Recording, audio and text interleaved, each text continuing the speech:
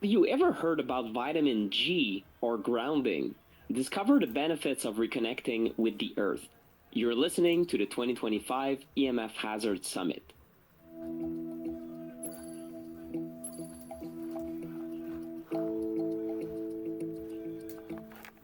My name is Nick Pino, the EMF guy, and this is the EMF HAZARDS Summit Protect Your Children.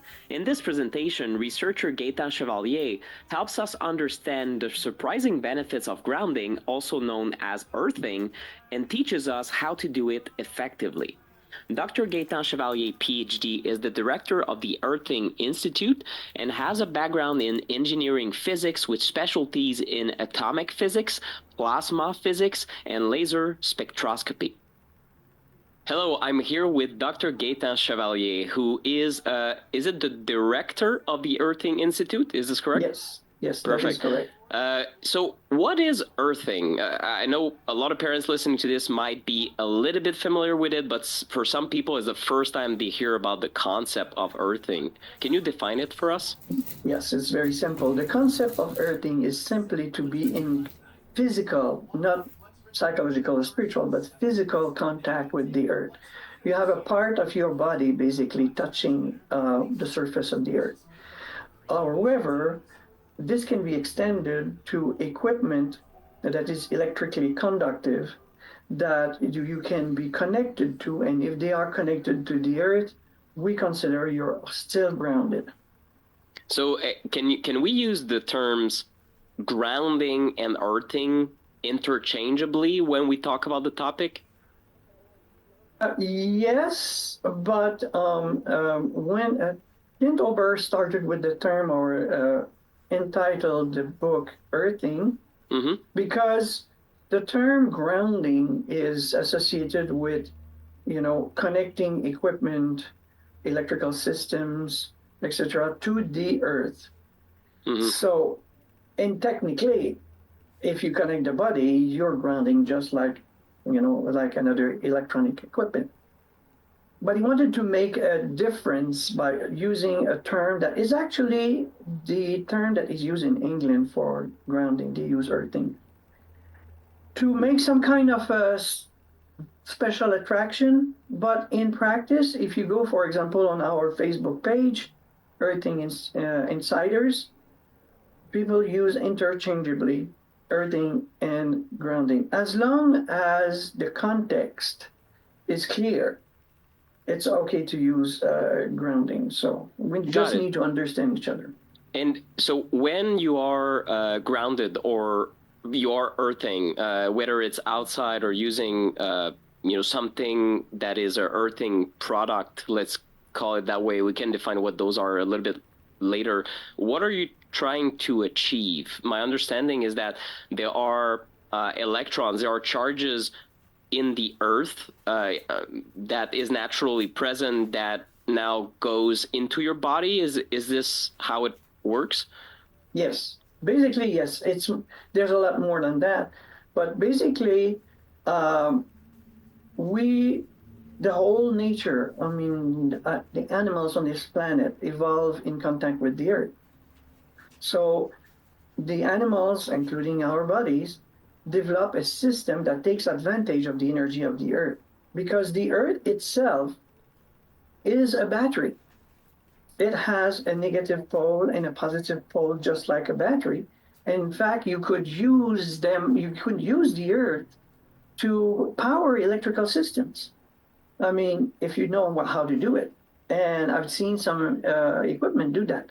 So here's what happened is that the negative pole is actually the surface of the earth.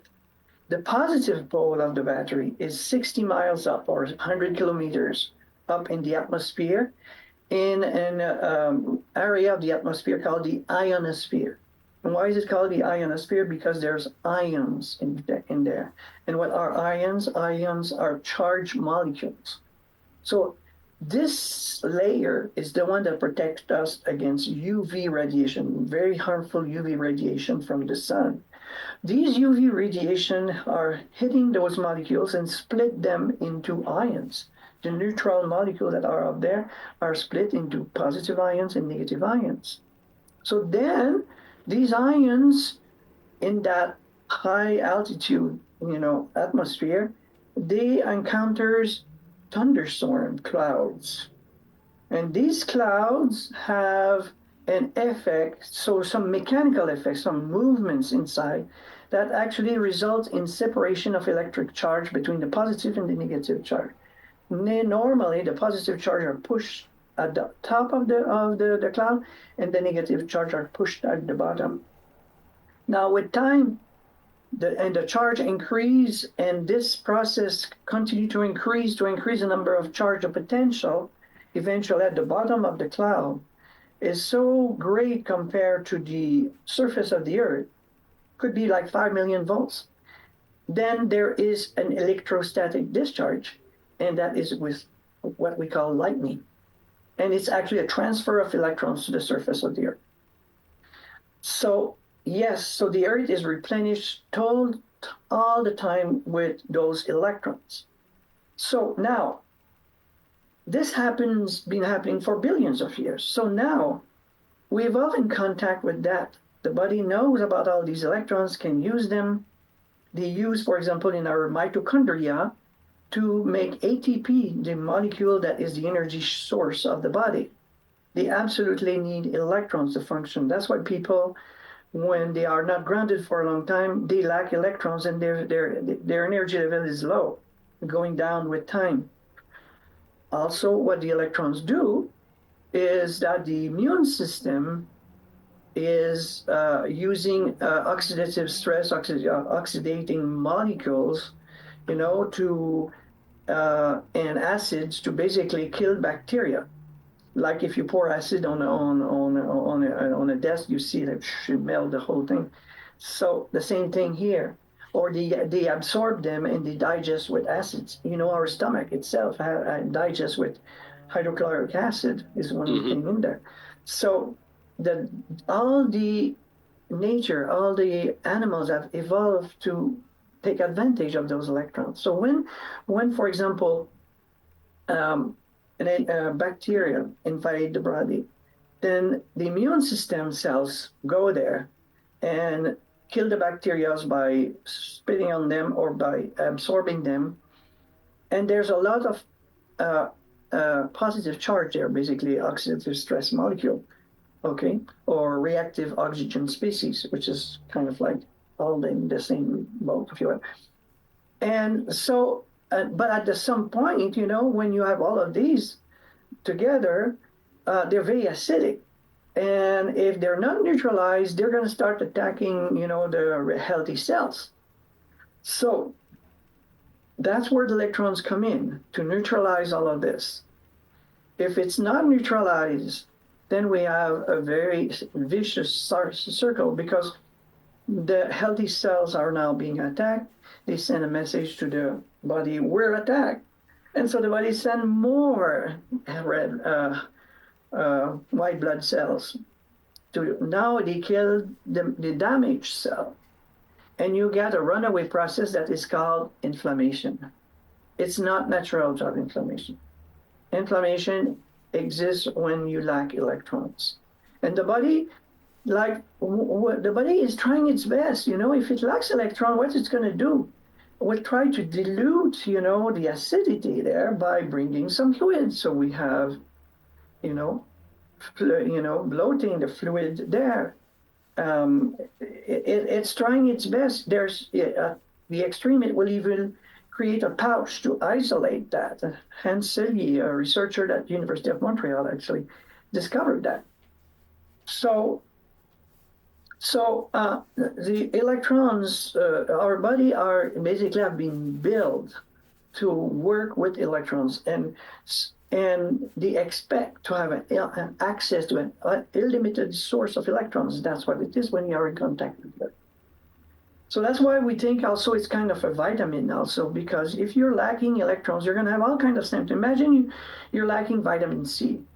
So you have the scorbut, you have all of these symptoms, and you can try to fix them one by one, but if you don't go to the cause, you're going to need medication for the rest of your life. This is the same thing. We have people who are chronically, fatigue, have no energy, they develop arthritis, they develop all kinds of conditions that are related to inflammation. Today, we know, so there's been since about the year 2000, when a researcher found that to have plaque on the arteries, you need to have inflammation. Then it got the interest of the researcher in the medical field, and now they found out that it's behind most cancers, arthritis, autoimmune diseases, osteoporosis, Alzheimer's. All of these are inflammation based. So it's very, very important, to have an antioxidant. People try to take antioxidants, to try to neutralize them. There's been research showing that it's relatively effective, but it's very difficult to eat enough, especially in our modern life where we have processed food, which has no electron in it. It's very difficult to get all the electrons that we need. Even if you eat a lot of antioxidants, it's very difficult. In fact, in the past, people were eating food that were electron rich, plus they were grounded, and the body is used to have that. Because even let's say that you don't do anything negative, just breathing, the air is charged positively. That's why some people feel better when they have negative ion generators in their body, because they generate electrons that they can breathe in. So it's a very, very important concept, or to me, it's a bit like when they discovered vitamin C, it was like a major discovery. It's the same, at the same level, in my opinion, because it's so amazing, And also, women who have been grounded, before menopause, they go through menopause with no problem at all, nothing. No hot flashes, and also during menstruation, don't have any problem. Of course, it takes some time to be grounded, but if you're grounded regularly, all of these things of modern life that women suffers, their ancestors didn't have that. The body was designed to function this way, and it was not a problem. It's not just a problem for our modern life, because the women are more sensitive in their bodies in general than men, and that's why they have these things. But the same thing, like for example, osteoporosis. Well, why people have osteoporosis? There is a very simple explanation. Let's say that the body will try to do everything to save the internal organs. Let's say that there's lots of inflammation in your body, and at some point the body decides, we absolutely need to get some electrons here, or we can lose the liver, or we can lose, another organ or something. What is it going to do? Where does it got to get the electrons? Where can it get them that the body will survive, even though it's going to be a problem, but at least the body will survive? It's in the bones. So it takes electrons from the bones and bring there to help the body survive. But what happened? Two things happened. Osteoporosis, because now the calcium is not bound to the bone, and this calcium circulate in the circulation system, and it's gonna end at the joint. It causes arthritis. Yeah. So it's all easily explained, by understanding that we are bioelectrical system in reality. So it's really a new understanding of, let's say, the bioelectrical human body, but also the bioelectrical diet, in a sense. Yeah. Foods that are very fresh have these electrons. The earth also has these electrons, and I'm guessing that the sun must play another role in that bioelectrical system, because we are also, we're talking about vitamin D, but the way I understand it is that vitamin D in a pill cannot really emulate quite well sun exposure. Yeah, That's a topic I'll just keep in a little box here because yeah, it's kind of a rabbit hole. But when it comes to vitamin G for yeah, grounding or vitamin, earthing, so you talked about several mechanisms. You talked about menopausal women. So I'm seeing, we could call it hormonal disruption that gets better or yeah, normalizes. yes, Inflammation gets better when you yes. earth regularly. What about children? Because I know a lot of parents are listening to this. Do we know what kind of specific benefits there could be, for example, for attention span? A lot of children have Yeah, attention deficit, or maybe even developmentally speaking, brain formation or nervous system maturation. Do we have any indications that it could help? yes. First, in the Earthing Book second edition, there's testimonials of parents with autistic children. And they found that first, it's now known that autism uh, has a certain inflammation of the brain.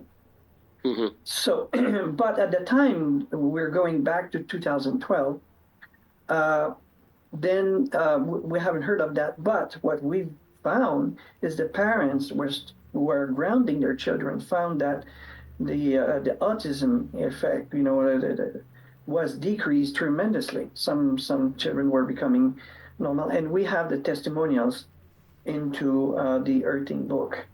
So yes, it's great for children. When I was young, autism was unknown. I come from Montreal, a section from Hochelaga Maison, a section that is pretty densely populated. I have lots of friends, and we had big families in those days. I have maybe 100 friends. Nobody had autism. It was very, very rare. Mm-hmm. Then it started to increase. But we were also playing outside. There was no computer games, and there was nothing like that. We were playing outside all the time. So that's one evidence. The other one, there's two more actually.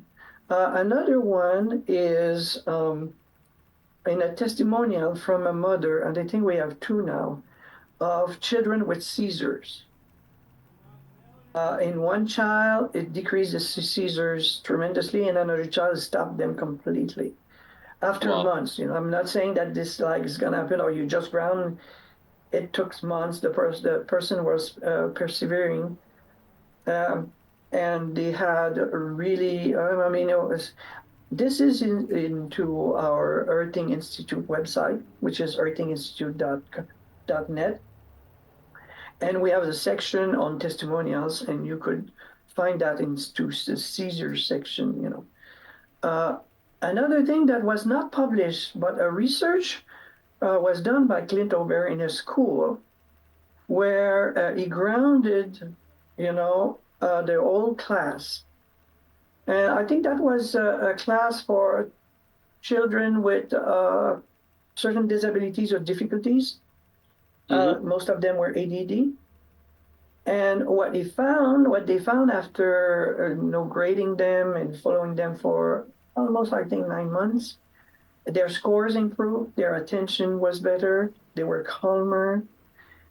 This was unfortunately not published, but the information we have. So I think I'm going to ask you, at least we can do an article or something for Earthing on that, because for the parents it's quite important. We have also a testimonial of other things with actually, in our Facebook group, where women come all the time with asking questions about the children and their problem, and asking if somebody in the group has had a child who had similar problems and what they've done and stuff like that. And there's more conditions, but I cannot mention some of them. But children have inflammation just like us if they're not grounded. Yeah, and it makes sense that if grounding is literally, as you mentioned, a vitamin, as that's not correct, but that's a way to show its importance. If it's something Yes. fundamental to the body, it makes sense that it can impact everything from mitochondrial function to hormones to inflammation to brain function to really anything that you can imagine. So it will make sense to me that once you do it regularly, you have a sort of normalization. I just want to get into the nitty-gritty details, because a lot of people, when I talk about earthing, they ask me about details. How much time should I earth? What will you say to that?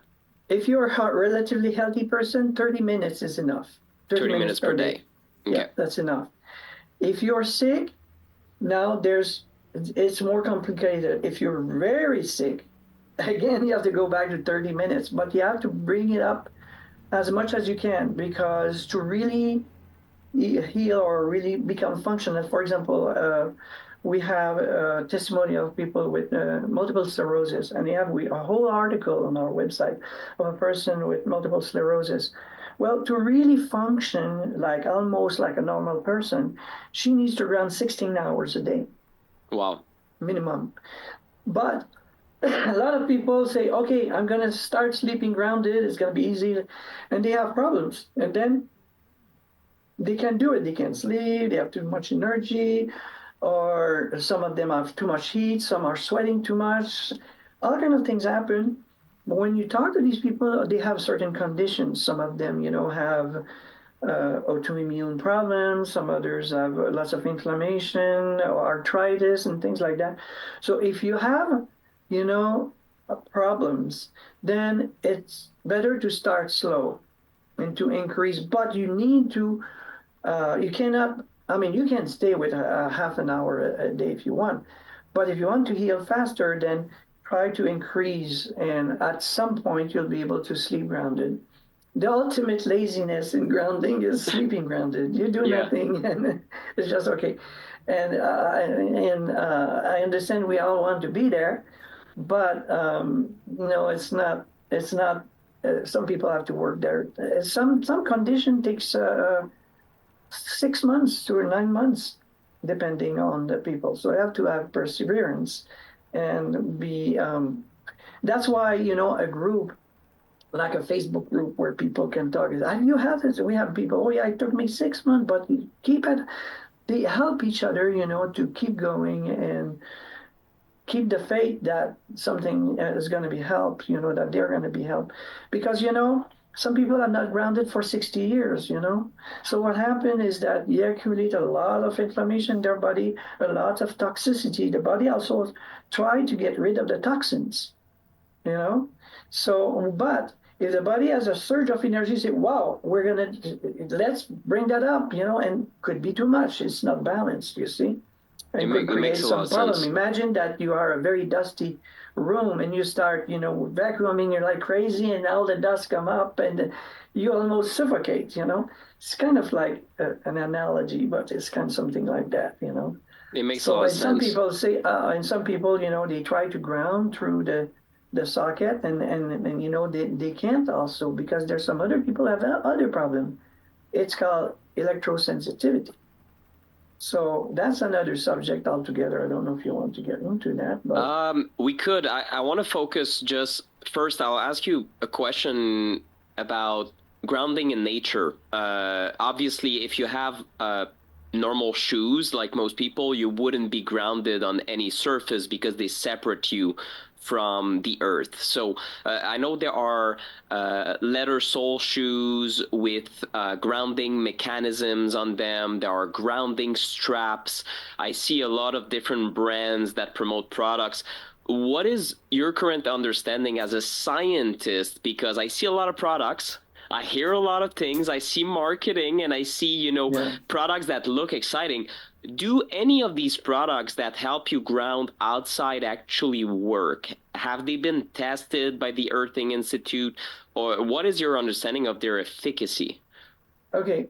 Well, I can speak only of those that I've used themselves. So there are some companies that were making, earthing products. They even send them to me for free so that I can test them. But they were not grounding very well.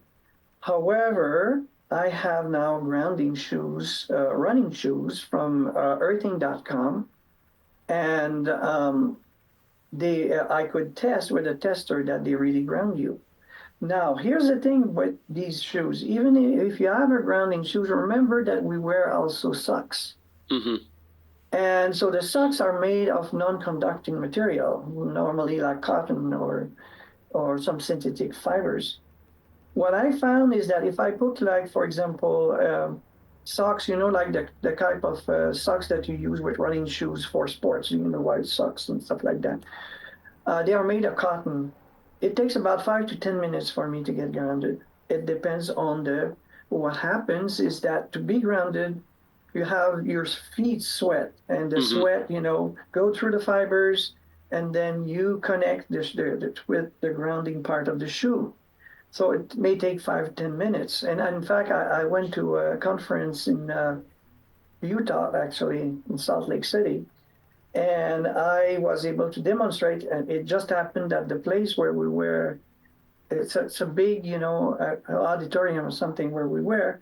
It turned out that the ground was made of cement. It was grounding, so I could demonstrate to people putting my shoes or have them put their shoes. So, but some people want immediately. So, they take and put their shoes on, put their socks on, and they want immediately to see, that the ground checker works. That might not work this way. And the same thing with people who use grounding mats. They want to have a sheet on top of it because they don't feel that the grounding mat is comfortable enough. Mm-hmm. It's fine. You can put a cotton sheet, but again, it's going to need your perspiration in order for you to be grounded. So it may take some time. So, but it doesn't matter if you sleep grounded 6 to 7 hours, and it takes like 20 minutes or 10, 15 to 20 minutes to be grounded. That's fine. You've grounded the rest of the night. So Yeah. it still works very well. And But, I have to mention another way of grounding in nature would be swimming, right? In natural bodies of water. This is the best one, because if you swim in the ocean, I live in Encinitas, which is a surfing town. And so we have people surfing all year long. It doesn't matter that the winter, of course, it doesn't have the Canada weather, but the temperature can go down to 10 degrees Celsius or about 15 Fahrenheit or not 15, 40 Fahrenheit. Mm-hmm. But these people put the wetsuit and they still go out. I have a friend who is professor at UCSD. He says, if I'm not going, at 6 a.m. every day, even during a weekend, he goes and do his surfing. He says, if I'm not doing it, I'm not feeling as good during the day. It has an effect because surfing, being in contact with the ocean, first it's salt water, it's conducting. So if you are in contact with the water, you have all the surface of your body is receiving all these electrons first. Second, you do exercise, so that means you get these electrons to move into your body. So, and you do exercise at the same time. Third, you're breathing in negative ions because the evaporation of the water of the ocean brings some negative ions in the air. Plus, you have the sun giving you vitamin D.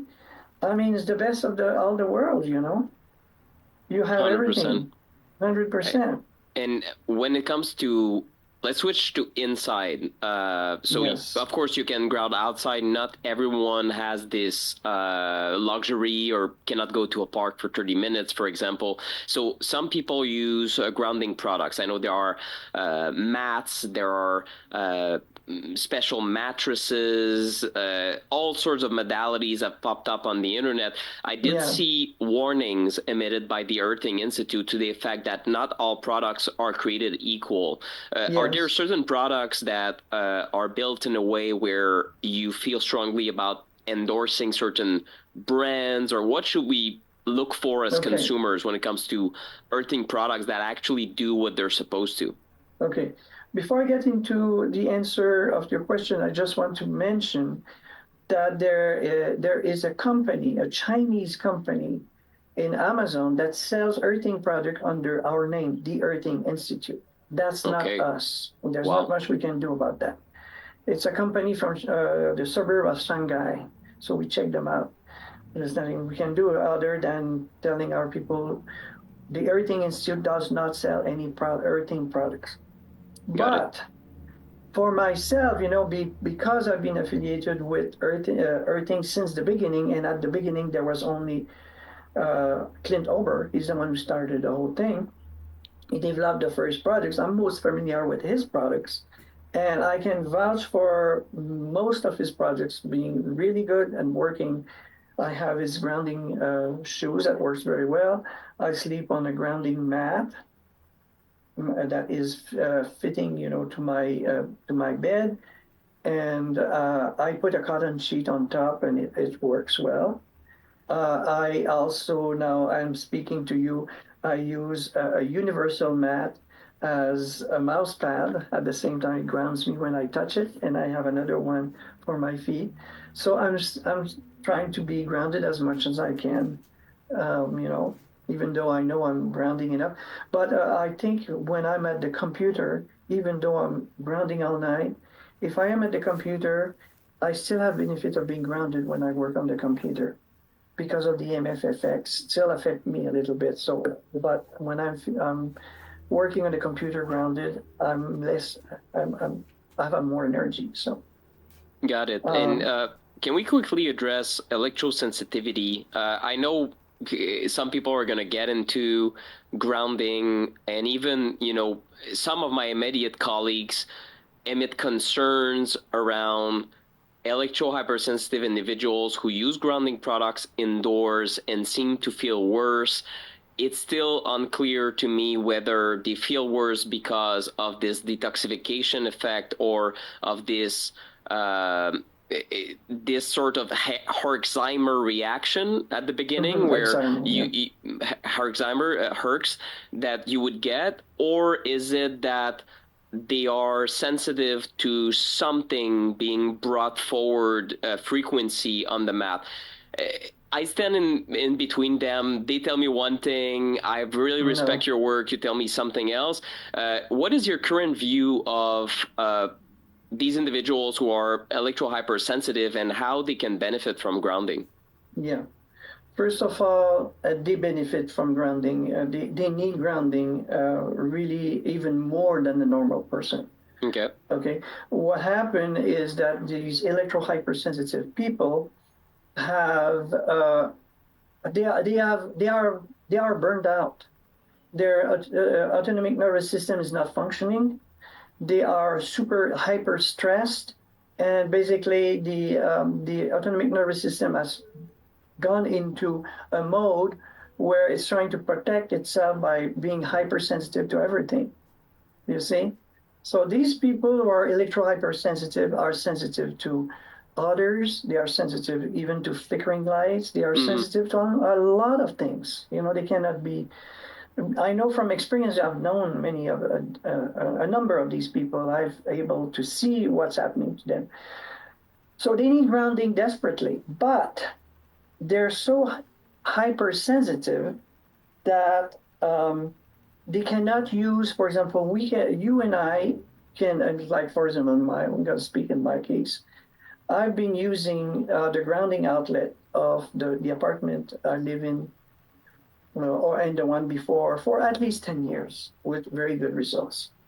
There's two things to watch for when you want to use a grounding outlet. The first one is you have a good ground.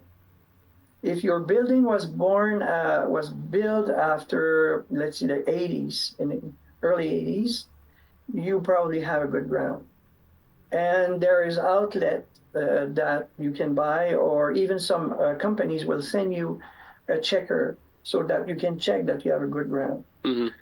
A little more problematic and more difficult to measure is to measure if you still can have a good ground and have a little bit of voltage, even if the ground is good, so that thing is grounded, you still can have a little bit of voltage because in the U.S., the U.S. code, electrical code, mandate that when the electricity come into the house, that the grounding wire and the neutral wire, which is the return current. So you have the power coming in, and it goes through your appliances and has to return back to the station.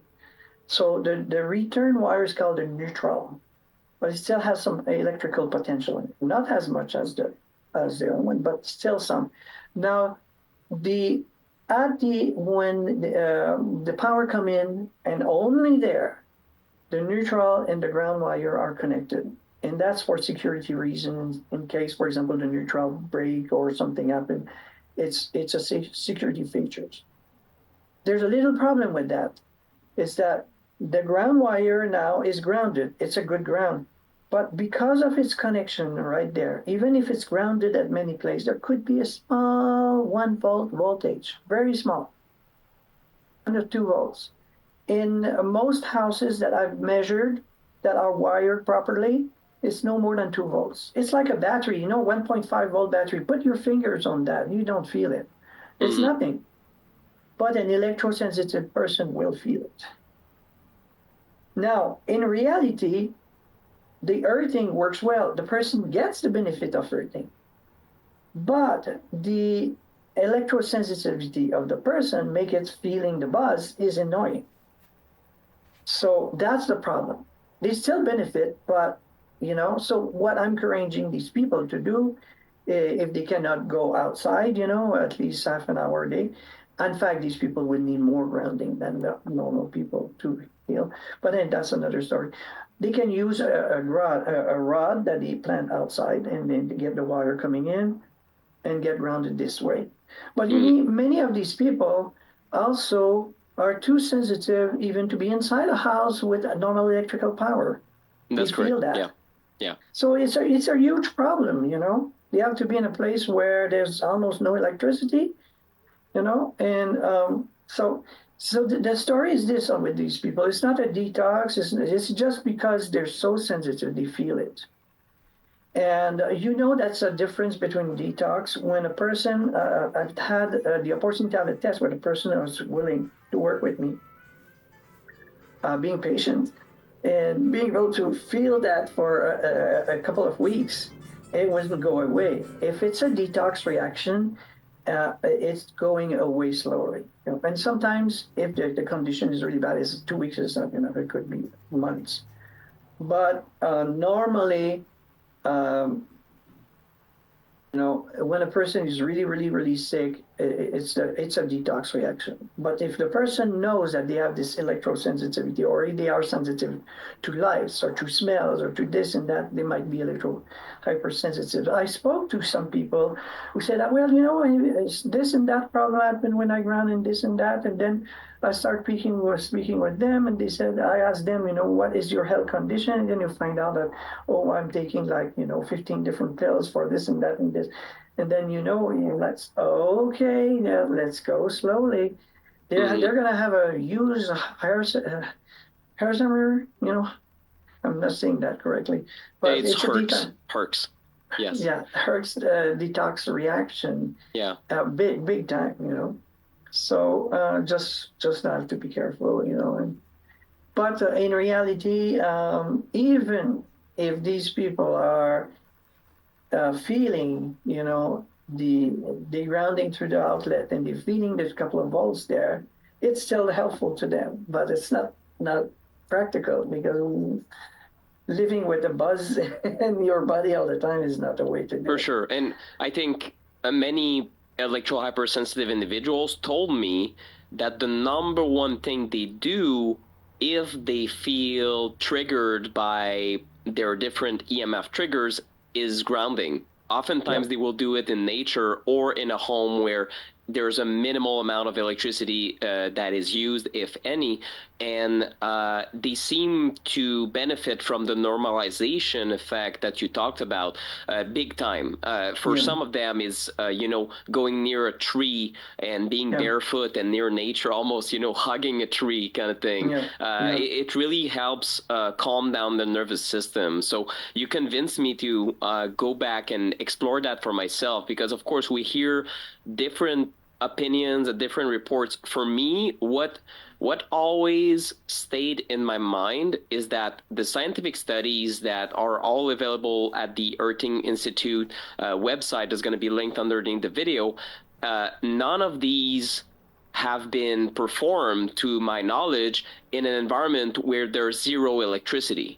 I mean, those that are in a laboratory setting. I mean, so so it shows to me, just out of logic, it shows that the benefits can be attained even in the presence of electricity, right? An EMF environment that wouldn't be ideal compared to what certain EMF mitigation specialists would want us to go towards. And I understand that.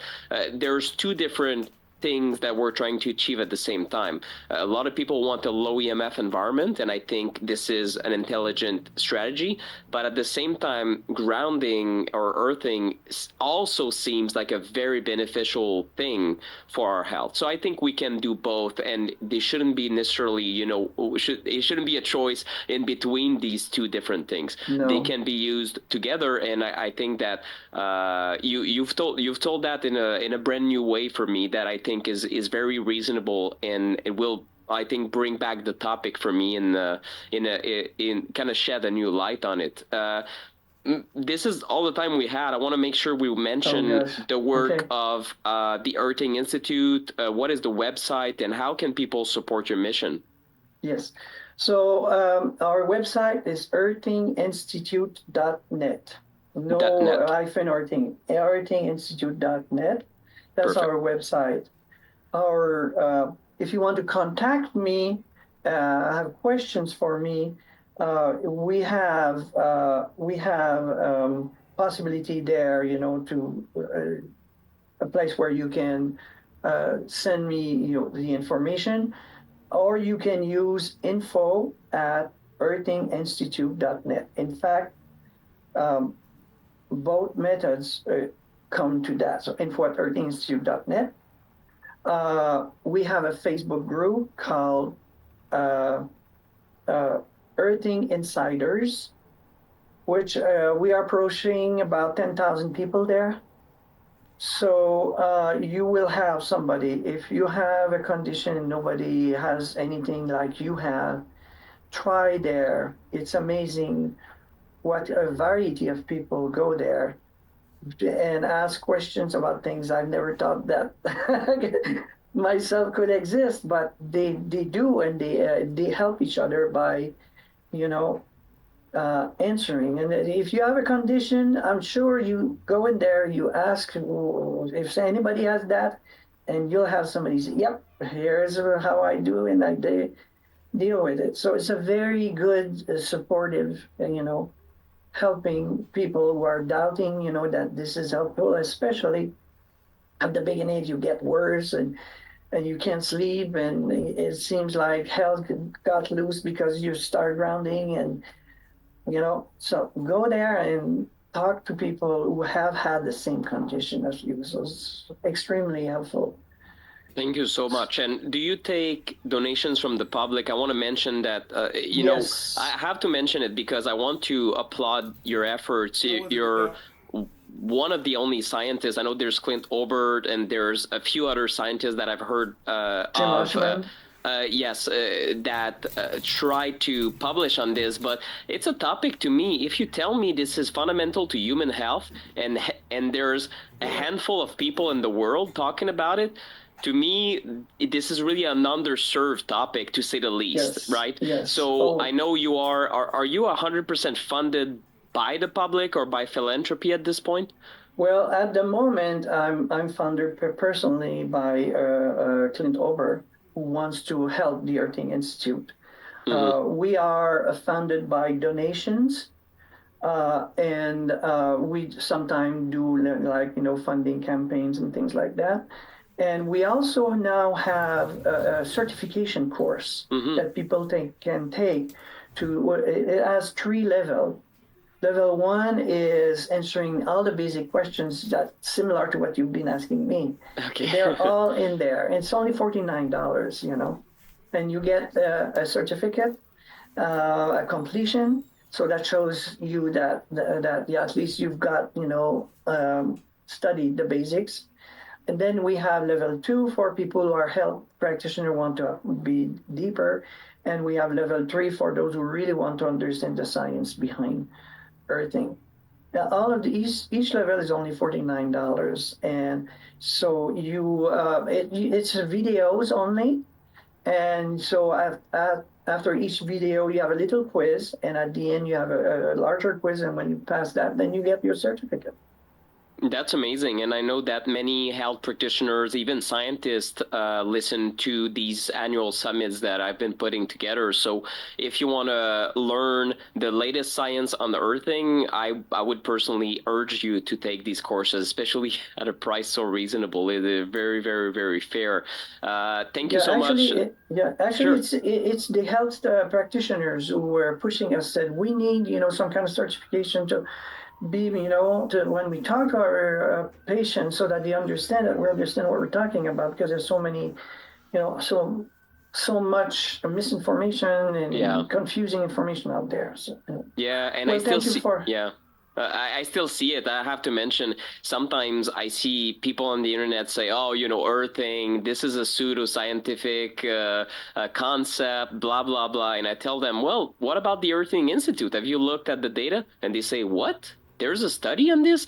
And I say, well, it is an evolving field. Yes. But there's something there. Have you looked at it? And they never come back to me, of course, because they really thought there was some sort of new agey idea. The reality is that you, along with your colleagues and of course Clint Ober, a few decades ago, have really started something that I think is fundamental, and in the future, it will, I think, make it to the mainstream, hopefully sooner rather than later. So thank you again for your work. I'm really grateful for it.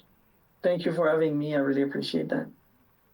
I really hope that you liked this presentation. If you want to take action on what you just heard, you'll find links to everything that was mentioned by our guest speaker right underneath this interview. If you love the summit and want to own the recordings in audio, video, and written form for all of these 2025 interviews, make sure to click the buttons on this page to get the 2025 EMF pack. This EMF pack is heavily discounted during the summit launch and for a very limited time. Remember that every purchase supports my work as an independent citizen journalist, as well as the nonprofit partners that are associated with this summit. Thank you for your attention and support, and I'll see you in the next presentation. That's my tenant roommate guy that keeps running back and forth in the video. God dang nabbit.